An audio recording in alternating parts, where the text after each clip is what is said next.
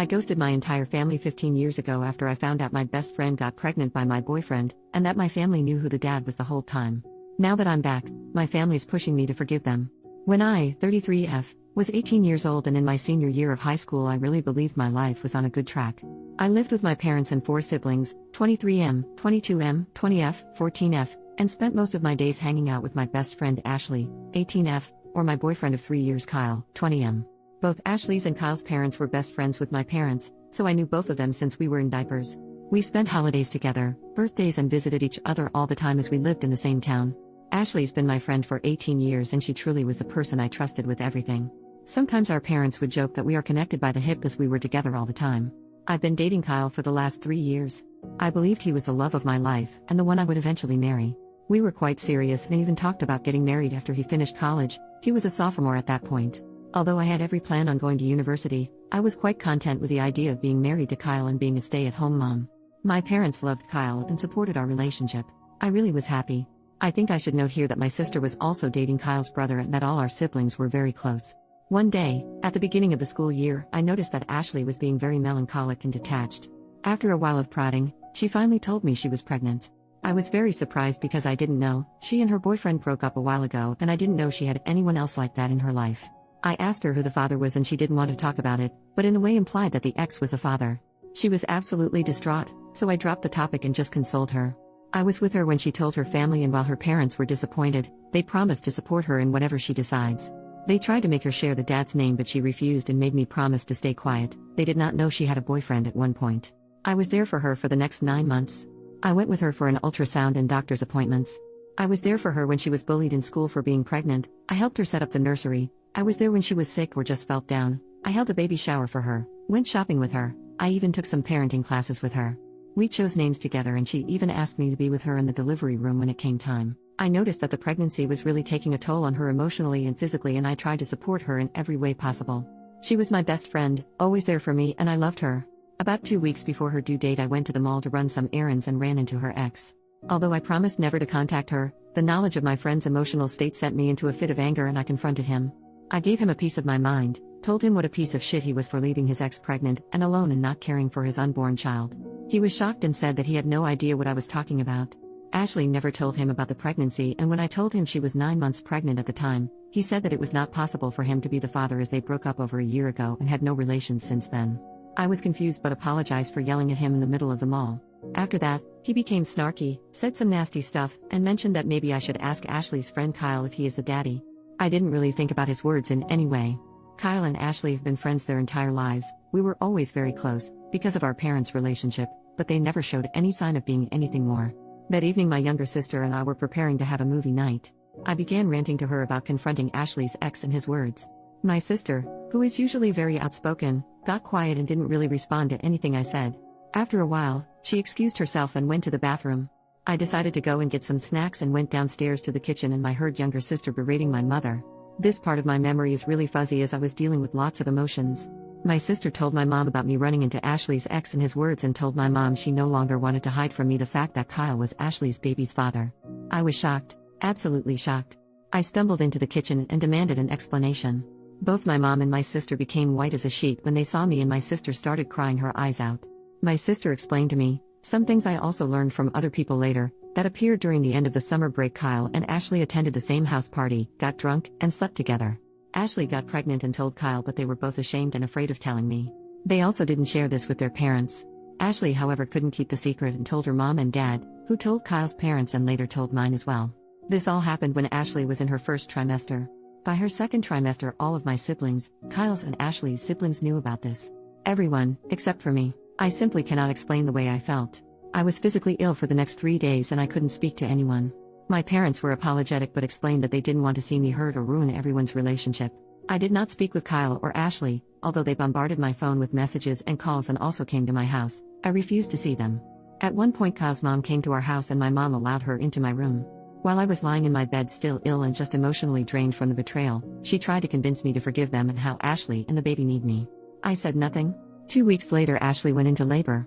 I learned from my parents that she had a hard delivery. She lost a lot of blood and needed an emergency C-section. Kyle apparently was at the birth. I was a complete wreck. Because of the betrayal by both, because I planned to be there and now physically and emotionally couldn't, because I was looking forward to this moment for months. So many reasons. My older sister immediately went to the hospital to be with her boyfriend. My other siblings weren't at home, so I was left alone with my parents. All I wanted was to lay in my bed or cuddle in my bed with my mom and cry all my feelings out. My mom received a call from Ashley's mom. She came to my room and told me that she and dad were going to the hospital. I was perplexed and asked her to stay with me. She said that Ashley's parents need all the support they can get and that we will discuss everything later. I tried to tell her not to go and that I also need their support, but she said not to be selfish and they left. I was left alone at the house and I just couldn't comprehend what happened in the last few weeks. I couldn't believe that my parents would go and support someone who hurt me so much, while I was also here suffering. Am I really selfish to think like that? I don't know when, but my sadness turned into rage, the kind I never experienced before. In a fit of combined emotions and feelings of betrayal, I started packing my bags and decided to leave home. It didn't take a while, but I started having second thoughts and just sat in the living room feeling empty. After a while, I received a text from my sister. The text said that Ashley gave birth to a healthy girl and that they were both okay. She attached a picture of the newborn and told me they named her Sarah, the name Ashley, and I chose some months ago.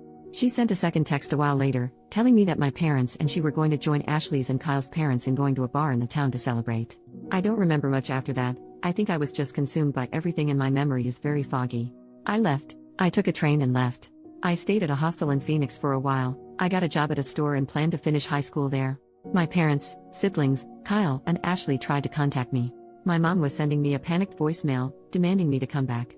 They also reported me as a missing person, but I don't think it went anywhere as I was 18. Anyway, soon afterward I met Dean, 21M. He also lived in Phoenix and had a complicated relationship with his family. We really connected and became friends soon after. He helped me a lot at that time. I struggled. I had no idea how to take care of myself or how to literally be an adult. He introduced me to his group of friends, helped me finish high school, and moved in with him and his friends. He helped me deal with my pain. I really struggled at one point and also had some regrets. I wanted to see a therapist, but I most definitely couldn't afford it. He was there for me and supported me through everything and I don't think I would have lasted long without him. We began dating after a year. He inherited some money from his grandpa and decided to move across the country to the big city.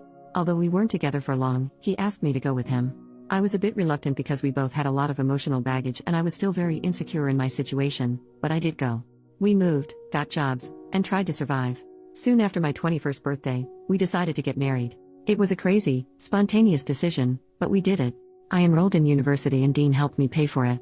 He himself opened a company that took off pretty nicely and we were able to live more comfortably. I was in uni and also worked a part-time job to contribute. We had our ups and downs but somehow survived. After uni, I started working in his company and we slowly built it up. When I look back now, I don't think I was in love with Dean when we got married. I loved him, but I wasn't in love. But he was there for me, always, unconditionally, and today I don't think I could love him more. He is the love of my life. We've been married for 12 years now and we have a 2-year-old son and a 6-month-old son. Sometimes I regretted leaving my family behind, but I just couldn't go back. It was very painful. I felt like my parent chose Ashley and Kyle over me. I did go to a therapist when I was 25 and tried to deal with my emotions. Last year, at the beginning of the pandemic, I received an email from a 14-year-old girl named Evelyn. She explained that she was my niece, my older sister's and Kyle's brother's kid. She knew about me and wanted to meet me. Although I was reluctant to speak to her, we did exchange some emails. Let me note that she did not know what transpired 15 years ago, so the conversations were pretty innocent. We talked about her school, interest, and she talked about my family. I learned I had 10 nieces and nephews. I also learned that Kyle married Ashley 4 years after I left and had 2 sons besides Sarah. My parents continued to have a friendship with Kyle's and Ashley's family, and to me, it really felt like my family continued their normal life, despite me being gone. She tried to talk to me about what happened, but I didn't really think it was my place to explain things to her, so I simply said that relationships change and things happen in life that make us go our separate ways. We continued talking every so often for almost a year. In her email, this January, she expressed how the pandemic had a big effect on her entire family and how my parents were struggling to keep their house and both my brothers lost their jobs and struggled to keep up with the cost. I was surprised at her knowledge of this as she was only 14, but the hardship was also causing tensions between her parents. I started to deal with a lot of guilty feelings and regrets. I also just had my baby, so that was causing me lots of emotions. I talked to my husband and he was very supportive and told me that he would be there for me for whatever I decide. We are financially stable and thankfully the pandemic didn't have a great impact on our finances. We are not rich but are able to live comfortably. After learning some more details and talking with Dean, we decided to help my parent with their house. A week ago we flew back to my home state.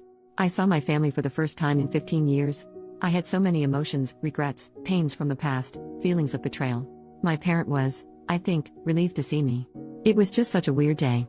We had a lengthy conversation and agreed to try and have some sort of cordial relationship. It's been so long and I am very awkward with them. Sometimes they feel like strangers. Dean and I spent a week there and we continued to have a conversation, and I truly believe that we were on a path to having a friendly, yet distant relationship. But that my mom started insisting I have a sit-down conversation with Kyle and Ashley. She explained that she wants to go back to the way things were. I told her I refused to talk to them. Although I moved on, I simply have no ties with them now and don't want to rehash anything with them. I told her I am prepared to try and establish a relationship with them as they are my family, and I truly came to care for my niece, but that I don't want anything to do with Kyle, Ashley, or their family. I never demanded them to cease their relationship with their friends, but I don't want one. Dean supports me. My mom called me selfishly and said that I simply must try and heal our relationship. I told her I will not negotiate and that it's on her to decide whether or not she wants to have a relationship with me. She said okay. But 2 days later I received a phone call from Kyle's mom. I never gave her my number and she demanded, I talk with Kyle and Ashley as my return caused tensions in their relationship and their emotional health. I hung up. I called my mom and confronted her. Apparently, she gave that woman my number to heal our family bonds. I told her that she is choosing them over me again. She cried and yelled at me that I am selfish and that she just wants her family back. I just hung up. It's been days since I spoke to any of them, although my mom and Kyle's mom keep on calling. Although I think I am right and I believe I should prioritize my well-being and the well-being and happiness of my husband, who has been behind me 100% and even told my mom off, and my sons, I am starting to have some regrets. I don't know if I should listen to my mom and speak to Ashley and Kyle. I question whether I was overreacting 15 years ago. I'm questioning whether I'm truly being selfish for not actively trying to repair the relationship. I would really appreciate any advice or opinion on what to do in this situation. Suddenly I am questioning the entire course of my life. I am so lost and I don't know what to do. First update, my gosh, it's been 2 years since I posted this. A lot of people have been asking me for an update. First of all, I want to thank all of the wonderful people who have been sending me updates and lovely messages. I'm truly grateful. A lot of things have happened in the last few years, not all great. Without making this 100 pages long, I never mentioned my little sister in my original post. Her relationship with my parents went downhill after I left home, and she went no contact with them when she was 20. I received her number from our older sister, and although it was awkward at first, it's been 15 years after all, we did start speaking again. She was very angry at me for leaving. A lot has happened in her life, and it wasn't the easiest. She has a toddler and a baby of her own, and I have to say that the kids have helped us bond again. She's my best friend and we talk every day. As for my other siblings, I'm in regular contact with both my brothers, although we aren't close. My older sister and I have a good relationship now, but last year we've had a longer period of not speaking. As she is married to Kyle's brother, it was hard for her to deal with all ours and their family drama. We are cool now and I have a lovely relationship with my nieces and nephews. I didn't go to my niece's birthday party. It just seemed like it would be too hard for me. Now to my parents. This one is a little painful for me to write, and at the time it felt like I was reliving all those crappy emotions I had at 18. My mom didn't let up with her pestering over me not talking with Kyle and Ashley. Her calls for that continued for months, even after I was home again. It bordered on emotional blackmail. She blamed me for not honoring her wishes for her friendship problems and health problems, and even accused me of keeping her grandbabies from her. Last June I had my daughter, and it seems like that sent her completely over the rail. What I mean by that, 100 plus calls a day, messages every 20 minutes to pester me about random things, sending me updates about people I never want to know about. When she started pestering Dean, I was done. I was afraid to block her, so I spoke to my father. This was probably the first time in the last 17 years that we had a true heart-to-heart conversation. I was emotionally drained, tired from caring for 3 children, and just over everything. I've probably poured all my feeling and emotions onto him. I don't know what happened to them afterward. He doesn't speak much about it. Her calls slowly ceased, and something else must have happened because in August he filed for a divorce. My father and I are in regular contact, although I don't think we'll ever be back to normal. Mom is devastated. In August her calls became insane, and apparently not just with me. I've changed my number since then, and as of February, she has not been able to reach me. I've been told by one of my brothers that she has problems with anxiety and depression, and lost a lot of friends. I don't really know whether or not she continues to have a relationship with Kyle and Ashley's family. I don't want to have anything to do with her anymore, nor do I want her near my kids. The things she said to me, about me and about my husband, whom she really doesn't know, and after 15 years of no contact, is crazy. Although I regret not having a mom, I feel like trying and fighting to repair the little remnants of our relationship would be a waste of my emotional energy and just pure torture. As for Kyle and Ashley, I've received some calls from Kyle's mom, as I mentioned in my original post. I blocked her and no other calls have been received from anyone. I really don't know what they are doing or where they are. I've had no contact with them. The only thing that really happened is that, in August when crap went downhill, my brother-in-law, Kyle's brother, brought me a letter apparently written by Ashley. I've not opened it and I really don't know if I want to. I feel like I've moved on from them, but on the other hand, I'm curious as to what she has to say after so many years. However, that in itself could bring back bad emotions. I'm doing okay now, with my babies and Dean, who is a real trooper in all of this. I'm trying to focus on my family, and I really hope that this is all behind me. To all of you, thank you, again. If anything else happens, I'll try to update sooner. Second update, 1 month later. Dear everyone, I have no idea if anyone will see this, but during the last few months since I posted my update, I have received many messages with advice and words of support. I have no way of thanking you, but know that your words truly mean a lot to me. I try to reply to everyone, but it sometimes takes me a while. A lot of questions have been asked in these messages and I can't answer them all at this time. I plan on updating soon. Just to quickly answer the most common ones. 1. I have not read the letter yet.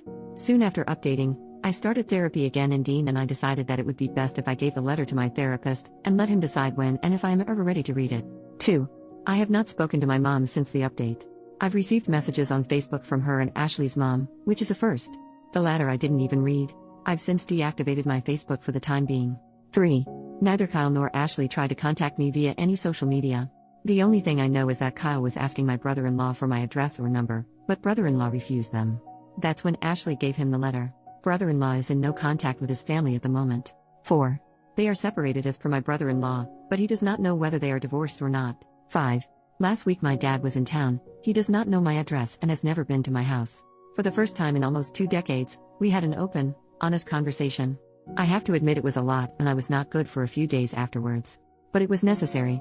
I learned a lot about my mom. A lot of you tried to imply there must have been something in her past to make her the way she is, and the time between them learning Ashley was pregnant and my return 2 years ago. It's a lot to unpack and I'll probably be in therapy for a long time.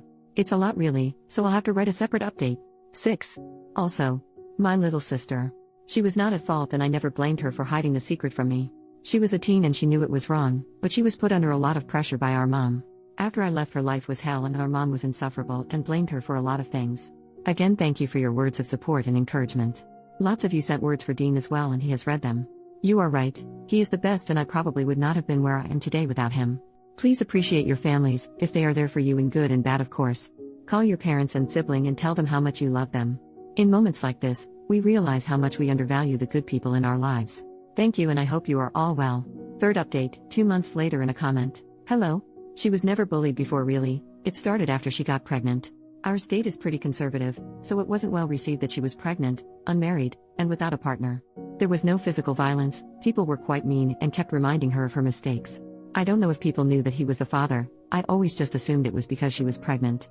I've learned from my dad that apparently they weren't hooking up with each other before, but that could be a lie, but apparently she did like him, so it wasn't really just an awkward, drunk one-night stand with just anyone. Knowing this fact would probably kill me back then, but I sort of assumed without being told. Her ex suspected it. They didn't date anymore at the party, but I think he also never liked Kyle, so seeing them together like that was a red flag. I wasn't a party animal, nor was she, but I don't know if they just went that day. I don't remember if they went together or separately, but I'd assume the latter. She did have other friends after all, who enjoyed night outs. The drunkenness part. I really don't remember them being that heavy drinkers. At least I never saw her drunk to the point that she was reckless or had a loss of memory. So I never really believed that part much, but I wasn't there. And really it doesn't matter, drunk or not, it was a betrayal. I read some of Kyle's texts back then. I never answered any of the phone calls or anything. I never spoke to them after I learned that he was the father.